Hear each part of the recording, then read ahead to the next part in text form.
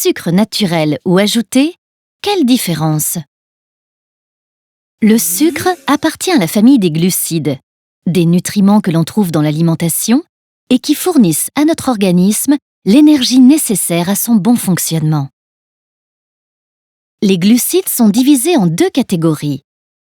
Les glucides simples, appelés également les sucres, car ils ont une saveur sucrée. Ce sont des petites molécules comme le glucose, le fructose, le lactose, composé de glucose et de galactose, et le saccharose, composé de glucose et de fructose. Seul le saccharose peut légalement être appelé sucre sans S. Ainsi, le morceau de sucre que l'on ajoute dans son café est du saccharose. Les glucides complexes n'ont pas une saveur sucrée. Parmi eux, le plus répandu est l'amidon, une grosse molécule constituée de longues chaînes de glucose que l'on trouve par exemple dans les céréales, les pommes de terre et les lentilles.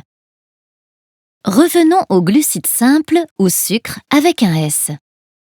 Le lactose est naturellement présent dans les produits laitiers, tandis que le glucose, le fructose et le saccharose sont naturellement présents dans les fruits et les légumes. Par exemple, les bananes et les petits pois contiennent plus de saccharose que de glucose et de fructose, alors que les poires et les tomates contiennent principalement du glucose et du fructose. Le glucose, le fructose et le saccharose sont en effet fabriqués dans les feuilles des plantes vertes grâce à la photosynthèse, un mécanisme naturel qui met en jeu l'énergie du soleil, l'eau du sol et le gaz carbonique de l'air, CO2. Ces sucres fournissent aux plantes l'énergie nécessaire pour qu'elles puissent se développer. Certaines peuvent en stocker d'importantes quantités.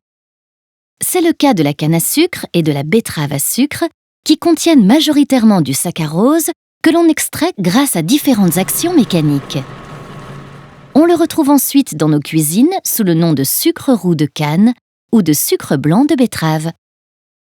Le glucose, le fructose et le saccharose peuvent également être ajoutés dans des produits sucrés car ils ont de multiples propriétés. On parle alors de sucres ajoutés. On ajoute par exemple du saccharose dans les confitures pour la conservation et dans les glaces pour l'onctuosité.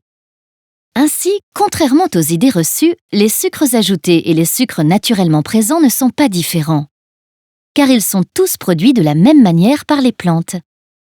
Pour une bonne alimentation, ce qui compte est surtout la juste quantité.